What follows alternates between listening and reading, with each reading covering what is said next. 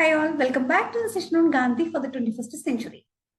In the last video, we discussed about the political and social aspects of Gandhi and Sarvodaya. Today, we are going to discuss about the idea of Gandhi on education. So we can see that Gandhi was also considered as an educational philosopher by many eminent educationalists. He defined education as the all-round drawing out of the best in the child and man, body, mind, and spirit. And Gandhi said, the real difficulty is that people have no idea of what education truly is. We assess the value of education in the same manner as we assess the value of land or of shares in the stock exchange market. We want to provide only such education as would enable the student to earn more. We hardly give any thought to the improvement of the character of the educated. The girls, we say, do not have to earn, so why should they be educated? As long as such ideas persist, there is no hope of our ever knowing the true value of education.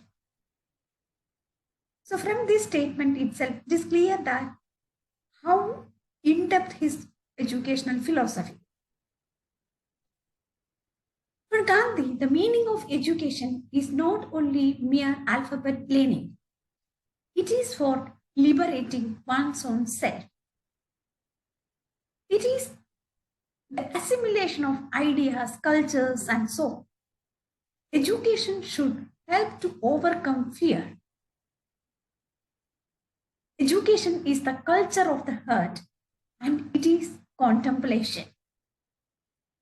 Education should be for overall development, and it should be for self-discipline. Education is to fight against social evils, and it is for character building. Education is the training of the spirit. When we are talking about the modern education, we know we are giving education to the body, education to the mind, but there is no education to the spirit. Gandhi was insisting on the moral or spiritual education to enlighten one's own mind. So the aim of education should be public good. It should promote the virtues. It should build character, manliness and self-respect, kindness to all, and purity of personal life. Today we are producing a lot of engineers, medical practitioners, teachers, and whatnot. But when we are talking about whether we are getting the real education, we can say no. Many of the terrorists in the world are highly educated people. Are they really educated? So from this sense of public good, promotion of virtues, building character, and also on, we can say that we are not an educated society. So Gandhi asked, what better book can there be than the book of humanity? We have to learn a lot from our society. We have to look around. We have to understand from the people. We have to understand from the nature. So there is a lot of things to learn from the surroundings. So when we are talking about the formal education, the first aspect which is coming to our mind is medium of education. What should be the medium of education? We always emphasize on foreign education because we believe that only foreign education can give us job opportunities and so on.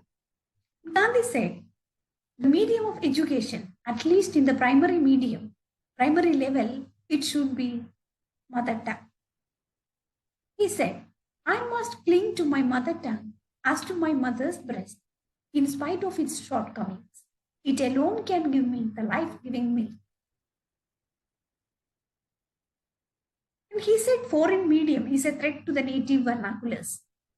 We can see in India itself, there were hundreds of languages And now there are only few languages which are existing.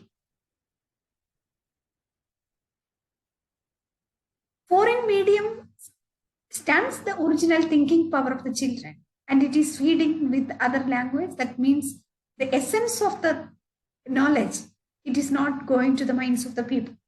So that is how Gandhi was insisting on mother tongue. And at the same time, he was telling as a nation, India is divided into different territories, different languages, different cultures, and so on. So there should be something, some linking language between all these cultures. So there is the significance of national language. So he said, Russia has achieved all her scientific progress without English. It is our mental slavery that makes us feel that we cannot do without English.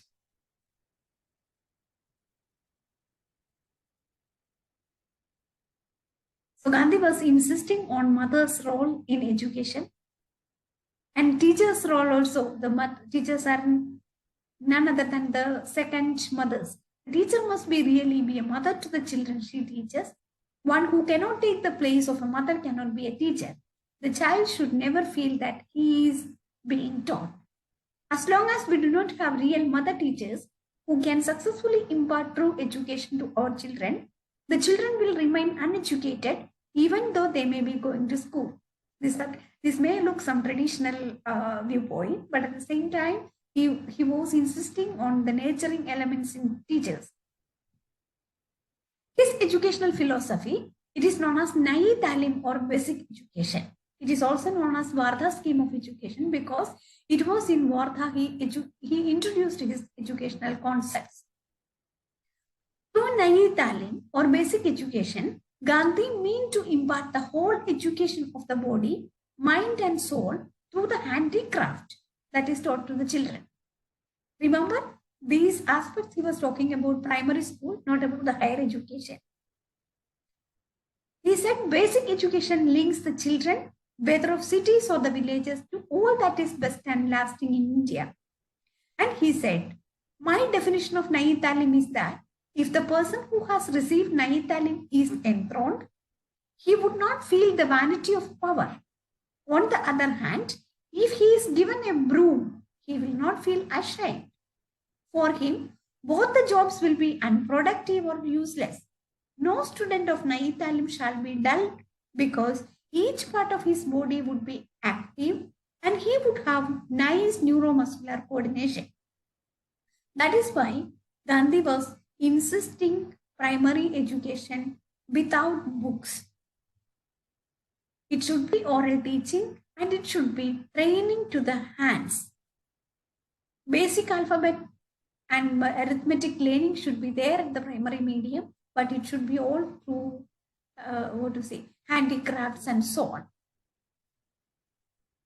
So Gandhi was emphasizing the mother tongue on the secondary education also, but at the same time, instead of large and expensive building, he was proposing the simple and useful buildings.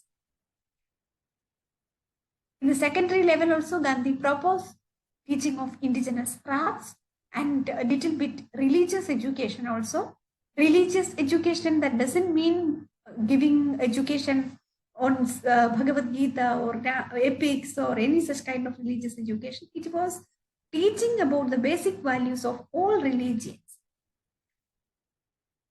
In that way, it is an example of value education, and at the same time, there should be some kind of training on jobs also. For example, now we will talk about skill enhancement courses and so on. But Gandhi was talking about the vocational training. For example, Gandhi started his educational experiments with his children. He was giving vocational training to the children, and Gandhi started his educational experiments after reading Unto This Last. It was in Phoenix settlement at Tolstoy farm that he started his educational experiments. And there also he was insisting on vocational training. For example, shoemaking training to the children, pottery making, all such kind of things. And you can see the higher education level, he was insisting on the college education, but he was insisting on the rural universities. In India, there are so many rural universities like Gandhigram Rural University, Mahatma Gandhi University, Andhra University, and so on. That is why he was telling that rural education it is the need of the society. So we have to take the university to the villages. So that is the significance of rural universities.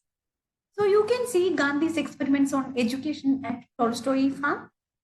The children were given work, all kinds of work, including the building constructions, the farming, cleaning of the dishes, and so on. And they were giving training on certain vocations. So, likewise, you can see almost all the work were done by the ashramites. So Gandhi said about the Tolstoy farm education. In Tolstoy farm, there were many fruit trees to be looked after and enough gardening to be done as well. It was obligatory on all, young and old, who were not engaged in the kitchen to give some time on gardening. And another thing that he was making sure that teachers are also part of all such kind of things. For example, we made it a rule that the youngsters should not be asked to do what the teachers not do. And therefore, when they were asked to do a work, there was always a teacher cooperating and actually working with them. Hence, whatever the youngsters learned, they learned cheerfully. So he started his educational experiments at Gujarat Vidyapith. That was the university which was established by Gandhi himself.